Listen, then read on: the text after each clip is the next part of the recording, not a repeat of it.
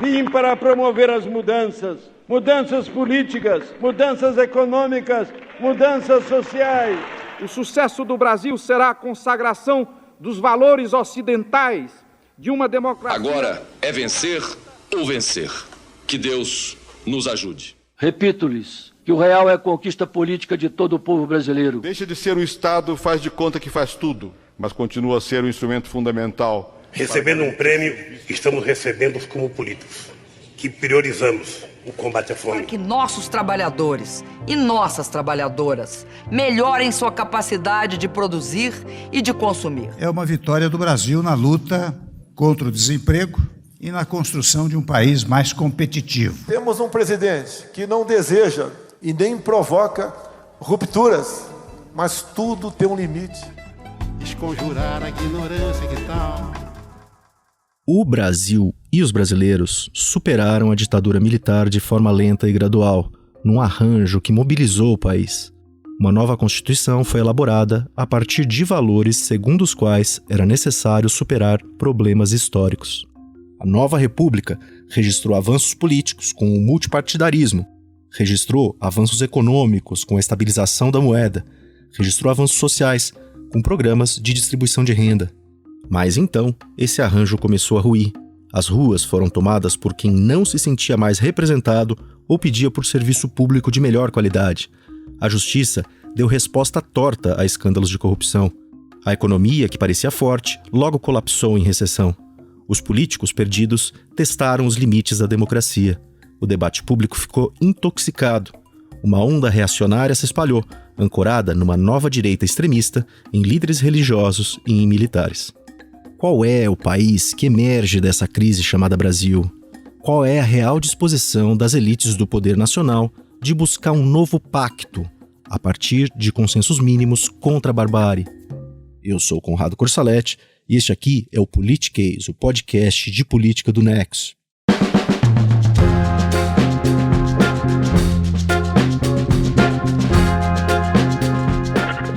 Uma crise chamada Brasil é uma minissérie de 10 capítulos que parte em busca da complexidade que trouxe a gente até aqui, 2022, um ano determinante para o país. Se você ainda não ouviu os episódios anteriores, fica aqui o convite para você ir lá e conferir. Agora, neste episódio 10, a gente está em 2022.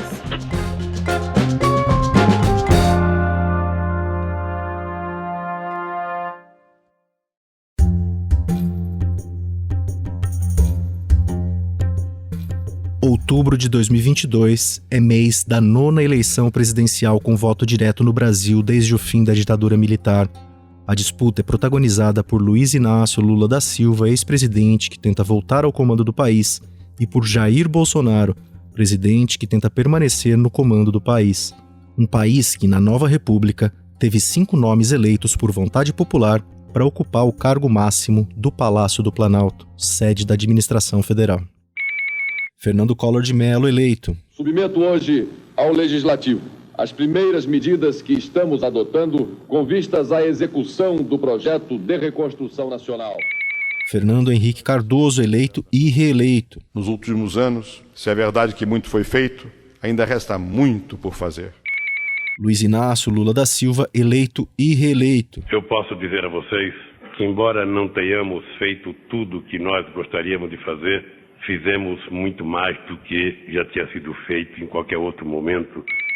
Dilma Rousseff, eleita e reeleita. Se conseguimos essas vitórias antes, temos tudo para conseguir novas vitórias outra vez. Jair Bolsonaro, eleito.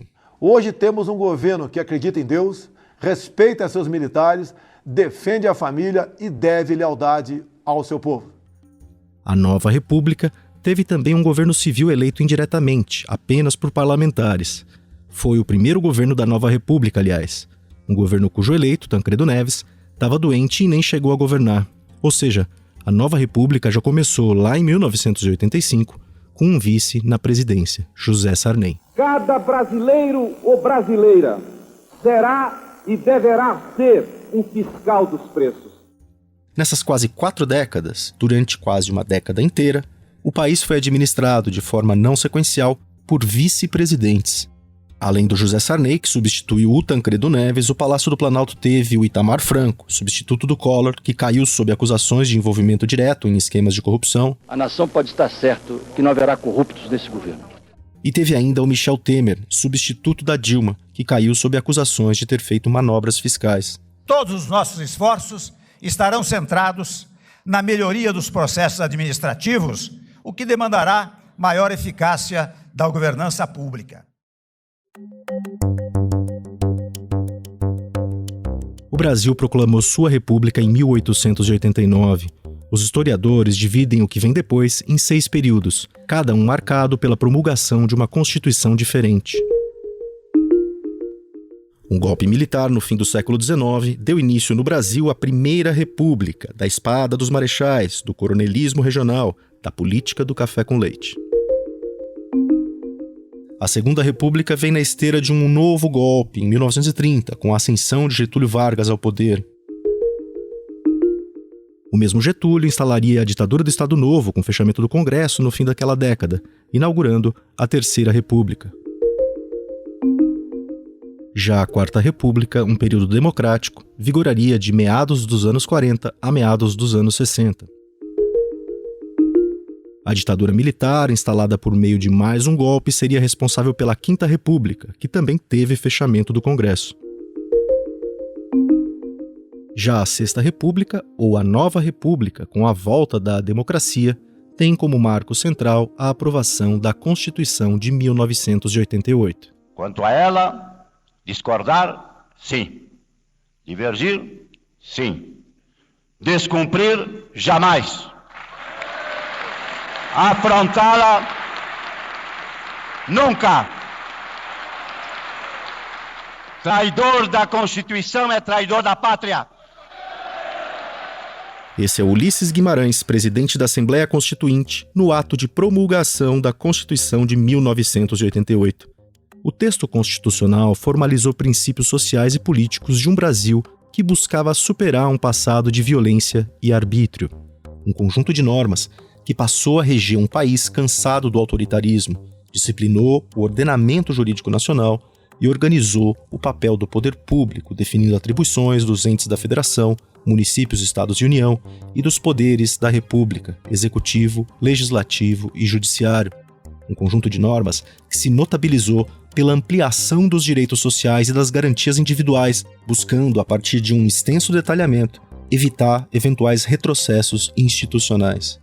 Um conjunto de normas que tem cláusulas pétreas que não podem ser mudadas, como o voto direto, secreto, universal e periódico, e a separação dos 3 poderes, e que tem trechos passíveis de reforma. Reformar o judiciário. Reforma da Previdência? Sobre a reforma política. Reforma administrativa. Reforma trabalhista. As reformas constitucionais. Muitas reformas já foram feitas, mais de 100. Entre elas, a criação da reeleição para presidentes, governadores e prefeitos, o fim do voto secreto para análise de perda de mandato de deputados e senadores, a concessão de direitos trabalhistas a empregados domésticos, o aumento de idade de 70 para 75 anos na aposentadoria compulsória de ministros de tribunais, a imposição de um limite de crescimento do gasto público por 20 anos, o chamado teto de gastos, e mudanças na Previdência. Muitas reformas são feitas, aliás, para tentar mudar o orçamento, às vezes para deixar ele menos rígido, às vezes para tentar abrir espaço para gastar mais, e outras vezes para reduzir gastos do poder público a fim de dar sustentabilidade às contas do país. São reformas polêmicas que geram debates intensos e protestos, como este de 2019 contra a reforma da Previdência, que você ouve no registro da TV Brasil. Os manifestantes começaram o protesto do lado de fora do Congresso. Durante o ato, eles quebraram vidraças e parte do grupo invadiu a Câmara. Os policiais... A Constituição impôs direitos universais, vinculou gastos mínimos para áreas centrais, como a educação, criou estruturas complexas, como o SUS, o Sistema Único de Saúde. Ao mesmo tempo, expôs os limites do poder público para financiar a garantia desses direitos básicos. Como gastar, em que gastar, com quem gastar. Como investir, em que investir, com quem investir. Como cortar, em que cortar, com quem cortar. Na arena da contraposição dos meios para lidar com esses problemas, faz-se a política. E nas discussões políticas, a ideia sempre foi buscar consensos mínimos a respeito dos deveres do Estado, do poder público. Afinal, Está escrito lá na Constituição, já nos primeiros artigos, que além de acesso à saúde e à educação, todo brasileiro tem direito à alimentação, trabalho, moradia, transporte, lazer, segurança, previdência social, proteção à maternidade e à infância e assistência ao desamparo. Nessas quase 4 décadas de nova república, também houve avanço nos direitos da mulher, em políticas para lidar com desigualdades históricas de raça, houve avanços ainda nos direitos civis da população LGBTI+. Nossa engenharia institucional se estrutura em processos políticos que seguem escolhas da maioria, uma maioria que pode mudar no tempo, mas que sempre deve partir de um pacto civilizatório mínimo para garantir um convívio em que toda e qualquer pessoa tem valor e é detentora de um estatuto mínimo de direitos que devem ser respeitados. Esse foi o pacto constitucionalista que as sociedades ocidentais passaram a desenhar depois dos horrores da Segunda Guerra Mundial. A Constituição de 88 definiu esse estatuto mínimo de direitos para todos, principalmente para as minorias, que infelizmente nunca foi integralmente implementado. Essa é a Fabiana Alves Rodrigues, juíza federal e pesquisadora de ciência política da USP. Ela cita o pacto civilizatório não integralmente implementado no Brasil. Pensando nesse pacto, para além do fato de que o Brasil continua sendo um país com eleições livres, diferentemente do que era na ditadura militar, a nova república ainda está de pé? Se for levado em conta o debate público, a ascensão e queda de determinados valores, talvez o país já esteja numa outra fase, segundo o Christian Lynch, historiador e professor do Instituto de Estudos Sociais e Políticos da Universidade do Estado do Rio de Janeiro. De 30 em 30 anos, a gente tem ciclos que terminam, entendeu? Se você disser que a nova república era aquele regime que repudiou o regime militar, que fez uma constituição progressista que foi interpretada de forma progressista, em que os conservadores eram envergonhados, que se via como um aperfeiçoamento constante de critérios republicanos, e que achava que o principal problema do país era a desigualdade social, essa república acabou. Se você disser que isso é a nova república, ela acabou. A Heloísa Machado, professora de Direito da FGV de São Paulo e coordenadora do Núcleo Supremo em Pauta, concorda que, em meio à crise dos anos recentes, o combate à desigualdade perdeu a centralidade que tinha antes nos discursos, e ela acrescenta outro ponto de mudança no processo de crise pelo qual passa o país. Então, quando a gente olha para a ideia, né, de uma nova república, a gente tem uma parte muito central da Constituição que está sendo atacada, que tem sido esvaziada no que ela tem de mais generoso, que é um processo de superação de desigualdades. E um outro pilar dessa ideia de nova república, onde o poder militar está submetido ao poder civil, desmoronou nos últimos 4 anos. A política mudou, o jeito de fazer política mudou. A democracia passou a ser testada com retrocessos reais, algo muito além da retórica, segundo a Ângela Alonso, socióloga e professora da USP. O que a gente pensava, acho que muitos de nós, em 2013 e um pouco antes, um pouco depois, é que havia certos avanços que o país tinha feito numa direção de consolidação da democracia, de liberdades individuais e um início de correção de desigualdade social, que eram uma espécie de passos assim, civilizacionais irreversíveis. Eu acho que boa parte da esquerda, mesmo do centro, acreditou nisso.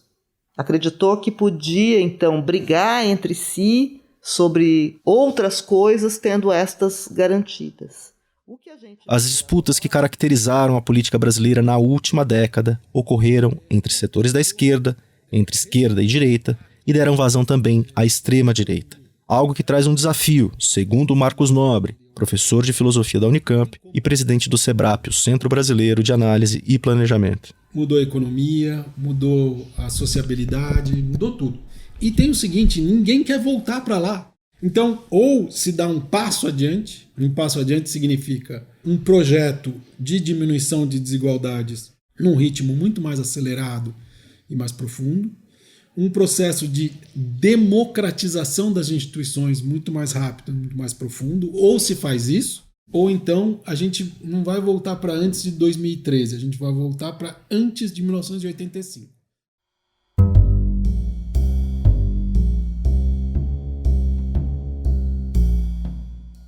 Na Nova República, o Brasil passou pelo Cruzado Novo, pelo Cruzeiro Real e pelo Real. Passou pelos fiscais do Sarney, pelo jet ski do Collor, pelo tucanês do Fernando Henrique, pelo nunca antes do Lula, pela meta dobrada da Dilma, pela mesóclise do Temer e pelos palavrões do Bolsonaro. Na Nova República, o Brasil passou pelo Legião Urbana. Passou pelo Chitãozinho e Chororó. Passou pelo El Chan.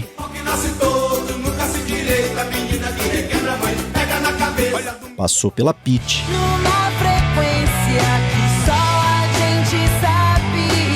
Passou pelo Luan Santana.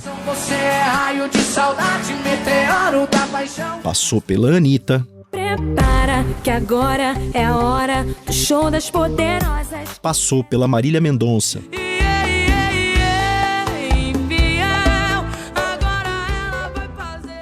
Na Nova República, o Brasil passou pelo Cid Moreira na TV, pelo jornalão pesado de domingo, pela bolha da internet, pela rede social, pelo podcast. Passou por momentos de otimismo e até de euforia, e também passou por momentos trágicos e desoladores, como você, que ouviu esta minissérie desde o começo, já sabe. Agora, quais são as perspectivas para o futuro? Você ouviu o Marcos Nobre falando na necessidade de mudanças aceleradas nas palavras dele. Mas como se dá o passo inicial para que isso ocorra? Sim, eis aqui a expressão-chave: consensos mínimos. Eu acho fundamental a gente pensar assim, a partir do que o filósofo político John Rawls, autor do livro Uma Teoria da Justiça, ele fala, que são aqueles consensos mínimos em uma sociedade, sobre como essa sociedade vai se organizar, como a renda, né, e a riqueza elas vão ser distribuídas nessa sociedade de acordo com ideais de justiça. O Brasil ele precisa se tornar um país mais igual, um país mais justo, que seja responsivo às demandas das populações. Isso passa pela política, não pela negação da política. Passa pela juventude se interessar pela política, se identificar com candidatos. A Anaís Medeiros Passos, cientista política e professora da Universidade Federal de Santa Catarina, que você está ouvindo, fala também da necessidade de uma reformulação dos partidos políticos. Os partidos, eles se distanciaram da população, tá? Isso é um fato. Aqui eu não estou assim pregando um populismo, mas os partidos eles foram engolidos pela máquina burocrática. Isso se aplica assim tanto a partidos de direita quanto partidos de esquerda, com poucas exceções. O partido existe não é mais assim para representar, né, interesses. É para representar os interesses do próprio partido. Agora, isso vai mudar apenas quando mais pessoas se interessem pela política. Aí eu que sou professora, né, eu insisto no papel da juventude, de interesse, de tomar parte, de percepção que é pelas eleições que passa a decisões fundamentais que impactam sobre a nossa vida, impactam sobre as políticas de educação, impactam sobre o posto de saúde, né? Impactam sobre quanto de imposto que é recolhido, impacta sobre qual a polícia que a gente quer, né? Impacta sobre a política ambiental, impacta sobre a política de drogas. É assim que a gente pode se tornar, né, um país do presente, eu diria.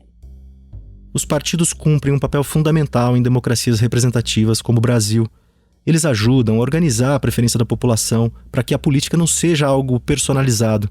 Assim, os partidos reúnem, pelo menos na teoria, grupos de pessoas com ideias e projetos comuns e buscam representar esses interesses quando têm integrantes eleitos.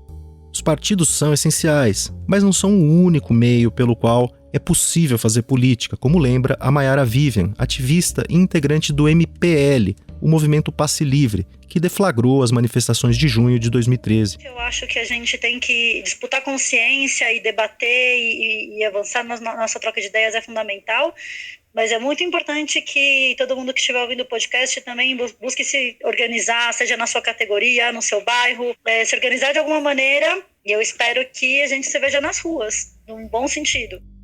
A ideia de resgate de consensos mínimos é bastante recorrente. A Isabela Calil, antropóloga e professora da Escola de Sociologia e Política de São Paulo, fala aqui de um acordo básico a respeito do que é e o que não é aceitável numa sociedade. E acho que o grande, entre diferentes desafios do ponto de vista político, é como sociedade, quais são os acordos que a gente faz, os combinados que a gente faz para aquilo que a gente considera como sociedade tolerável e intolerável do ponto de vista da política. Então, pensando a violência política de uma forma mais ampla, discursos de apologia à tortura, discursos de aniquilação do outro. Acho que o futuro, um dos desafios é quais são as linhas, e isso com um desafio principalmente acentuado nas plataformas digitais, quais são os limites daquilo que a gente considera aceitável e daquilo que a gente não considera aceitável, do ponto de vista de fala pública. Eu acho que esse é um dos grandes desafios, não só do Brasil, né, mas no caso da sociedade brasileira é um dos grandes desafios. Quais são os limites que a gente vai repactuar para discursos, principalmente discursos públicos. Discursos e ações, né?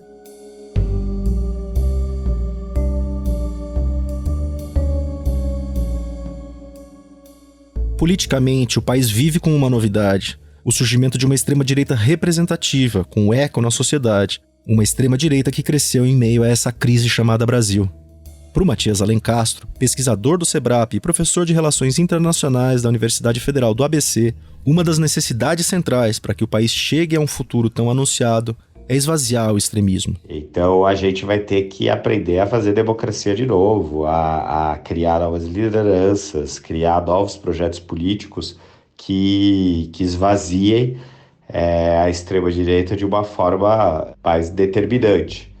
O Rodrigo Nunes, professor de filosofia da PUC do Rio, vê a questão não apenas como essencial, mas também como urgente, devido ao momento do mundo, um mundo de mudanças climáticas, um mundo que pode caminhar para a agenda da extrema-direita, um cenário cujas consequências podem ser sombrias. É um enigma que ou a gente decifra ou nos devorará, porque a gente não tem mais muito tempo a perder, e quanto mais tempo a gente perder, mais a gente estará se aproximando justamente daquele futuro que parece ser o futuro para o qual a extrema-direita aponta, que é um futuro, no fim das contas, de guerra por recursos, de um estado de natureza diferencialmente distribuído entre as pessoas, né?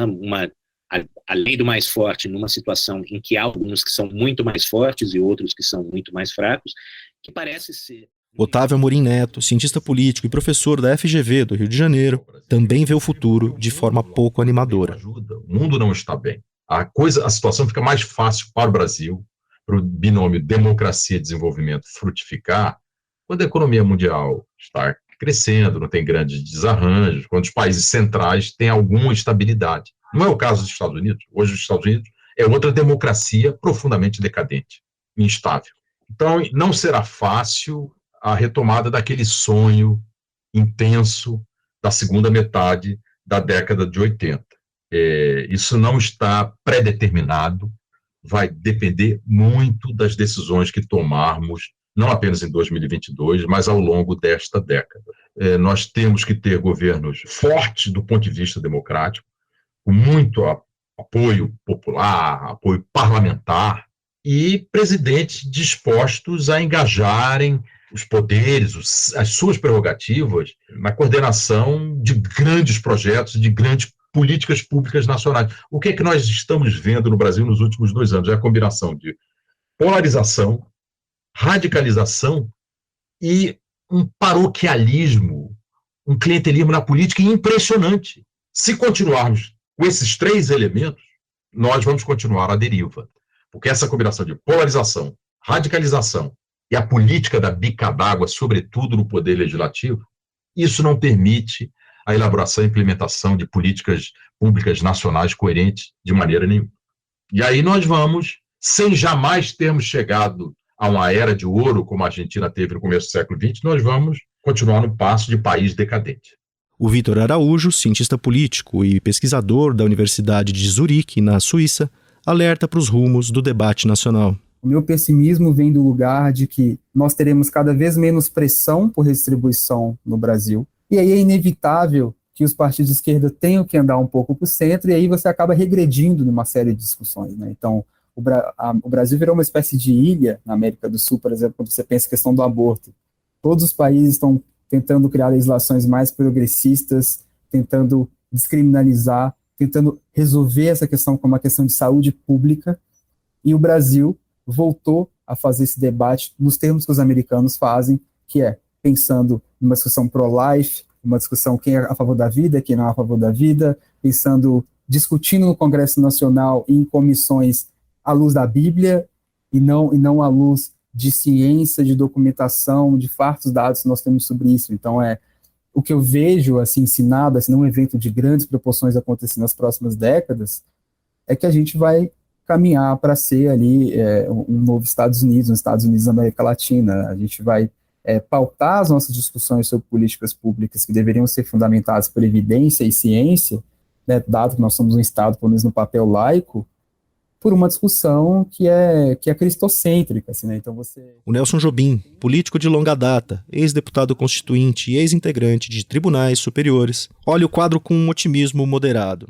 Toda geração acha que as crises políticas, ou crises da sua geração, são as piores do mundo. Não são, isso aí acaba se resolvendo.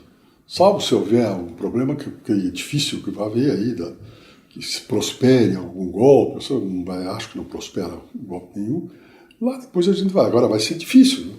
Porque a gestão do novo governo vai enfrentar uma situação econômica completamente diferente. O Fernando Limonge, cientista político e professor da FGV em São Paulo, diz que, diante de um quadro difícil, é necessário um processo de reconstrução que passa pela concertação política. Ele lembra de um momento específico da nova república em que as forças democráticas optaram por essa concertação, optaram por uma colaboração. Isso ocorreu na transição entre os governos Fernando Henrique, do PSDB, e Lula, do PT. Não tinha ali um cenário de crise institucional, mas era um momento desafiador, com adversários históricos, PSDB e PT, se sucedendo no poder. Era uma sucessão em que ambos estavam dispostos ao diálogo. Essa disposição se estendeu, segundo Limonge, para os primeiros anos da nova administração. O cientista político defende a repetição dessa concertação, agora envolvendo todos os campos democráticos do país. Seria ótimo se os atores políticos, os empresários, os caras que têm poder, entendessem que a gente precisa de um período de reconstrução similar àquela transição. Garantir esse cenário favorável, esse cenário confortável para o governo reorganizar. E, em algum momento, essas forças vão ter que se separar, né? E uma vai ser oposição, outra vai ser continuidade. É uma concertação também defendida pelo Miguel Lagos, cientista político e professor da Universidade Columbia, em Nova York, e do Instituto de Estudos Políticos de Paris.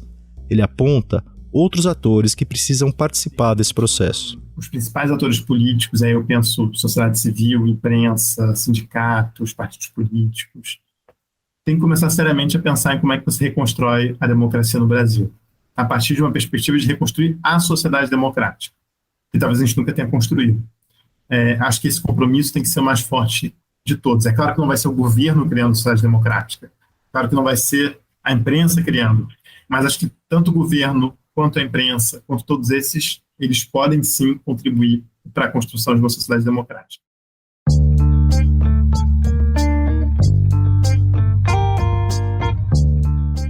Nas últimas décadas, a desigualdade cresceu internamente nos países. Na pandemia de Covid-19, os bilionários ficaram ainda mais ricos.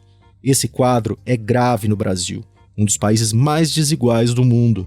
A diferença entre quem ganha muito e quem ganha muito pouco é enorme, e mesmo nos momentos de bonança, problemas estruturais básicos ficaram longe de ser resolvidos, como lembra aqui a Simone Deos, pesquisadora do SEBRE, o Centro Brasileiro de Relações Internacionais, e professora de Economia da Unicamp. Então, assim, pensando com realismo, nós temos problemas do século XX que não foram resolvidos. Problemas como saneamento básico, enorme problema de saneamento básico, que a imensa maioria da população não tem. Nós temos problemas como baixo nível educacional, se a cobertura educacional ela já é quase completa, a qualidade da educação ainda é muito precária.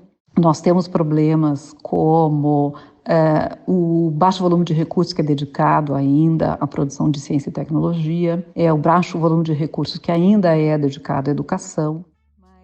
É um desafio achar os recursos necessários para lidar com questões tão básicas e tão sérias como essas.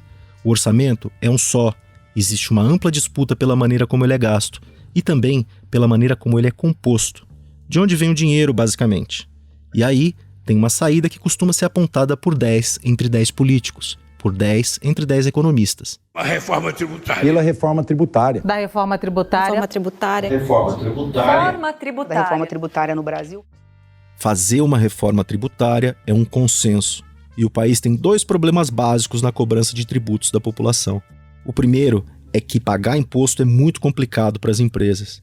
Tem muito tributo, cobrado de inúmeros jeitos. O segundo é que os impostos no Brasil são regressivos, não progressivos. Isso quer dizer que o pobre paga proporcionalmente mais imposto do que o rico. Para um país desigual como o Brasil, é muito triste dizer isso. Então, se a gente consegue, de certa forma, melhorar a eficiência do nosso sistema tributário, a gente consegue gerar ganhos de crescimento econômico. Se a gente consegue melhorar a composição do nosso sistema tributário, a gente também ganha em termos de progressividade. Então, acho que reforma tributária, eu acho que é crucial. E aí, quando eu falo reforma tributária, eu não estou falando da reforma tributária A, B ou C, eu estou pensando mesmo numa reforma tributária que pense o sistema tributário de forma mais progressiva e de forma mais eficiente, né? Essa é a Vilma da Conceição Pinto, economista e diretora do Instituto Fiscal Independente, órgão ligado ao Senado. Ela faz essa ressalva sobre as reformas A, B ou C, porque apesar de ter consenso de que a tributação precisa ser mais progressiva e menos complicada, as resistências crescem de forma considerável na hora de definir quem vai pagar mais imposto. Os vários setores da economia entram em disputa, e sempre tem resistência também quando a ideia é elevar o tributo dos mais ricos. Eu acho que a gente vai acabar enfrentando no mundo, e o Brasil também, acabar com essa história de que tem que tributar menos rico porque rico gera emprego, porque não funciona. Então tá bom, a pessoa tem renda, vamos tributar a renda deles. É tão fácil fazer isso no caso de pessoas muito ricas, não tanto enquanto não tiver uma coordenação mundial. Esse é o Bernard Api, economista, diretor do Centro de Cidadania Fiscal e ex-secretário executivo do Ministério da Fazenda. A coordenação mundial que ele defende passa pela elaboração de novas regras a fim de evitar que países joguem com suas tributações, como fazem os paraísos fiscais, muito usados, aliás, pelas elites econômicas. A Camila Rocha, cientista política, também reforça a ideia de que o futuro brasileiro, o potencial brasileiro, está diretamente atrelado ao futuro dos outros países do mundo. Acho que precisa não só de um clima internacional, mas mesmo de uma concertação internacional política, né, que favoreça isso. Né, a própria questão, né, da emergência climática, da emergência ambiental, essas transformações andam junto, né, com as transformações na economia, né, de como a economia se organiza hoje em cadeias globais, enfim, isso não vai se dar apenas, né, pela boa vontade de determinados estados nacionais, vai precisar de algum tipo de concertação política internacional mesmo. A dúvida que fica é se as instâncias de poder do Brasil estão ou não dispostas a encarar o problema, seja por iniciativas internas, seja de forma coordenada com outros países. Um problema que foi pouco encarado até agora, segundo a Fabiana Alves Rodrigues. Infelizmente, nossas elites econômicas e grande parte das elites políticas têm uma lógica de extrativismo predatório e não tem nenhum compromisso com projetos de construção do país como comunidade política.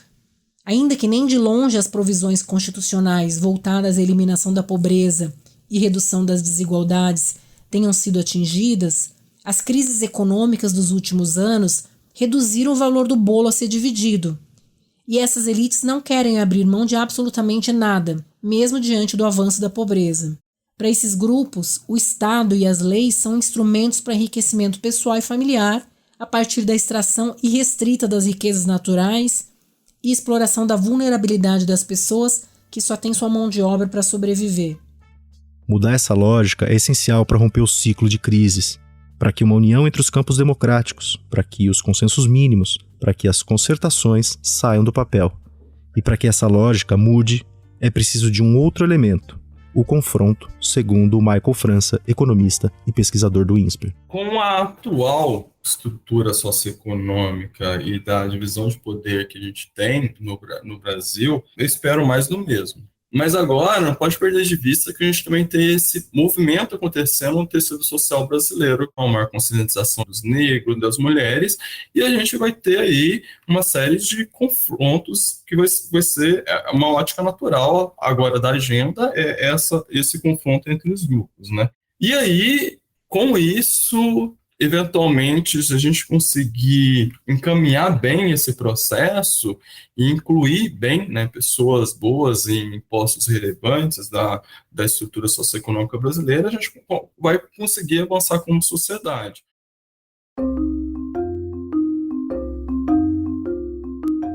No pequeno dicionário Ruais da língua portuguesa, que eu tenho aqui na minha mesa, a palavra confronto tem a seguinte definição: 1. Encontro face a face. 2. Comparação, cotejo. 3. Enfrentamento de interesses ou de ideias, luta. O dicionário dá um exemplo de uso, um confronto entre empregadores e empregados. Dá também uma quarta definição, disputa esportiva. E apresenta um antônimo, concórdia. A política pressupõe o confronto. É encontro face a face, é comparação, cotejo, é enfrentamento de ideias, é luta de interesses. Tudo para que a concórdia apareça em algum momento. Não em todos os aspectos em disputa, mas em alguns aspectos. Às vezes uma concórdia mínima, como se busca atualmente. Às vezes uma concórdia mais ampla. É o caminho para a não violência. É o antídoto para a guerra. A política democrática passa por escolhas da maioria com respeito às minorias. A política democrática evita atalhos para a tomada de poder. Mas sim, os políticos são imperfeitos, muitos se corrompem. Os políticos são difíceis de engolir, muitos se contradizem. Os políticos são pouco representativos, muitos se impõem pela força do dinheiro. Esses são defeitos diagnosticáveis. Esses são defeitos que sempre podem ser minimizados. É possível fazer isso pelo voto, pela atuação comunitária, pelo cumprimento de deveres, pela reivindicação de direitos, pela reação a injustiças. Qualquer solução para esta crise chamada Brasil passa pela política, não pela negação da política. Qualquer solução para essa crise chamada Brasil passa pela escolha bem informada, porque informação de qualidade é instrumento de emancipação. Com as informações que a gente trouxe nessa minissérie, o Politiquês deixa aqui sua contribuição para o debate.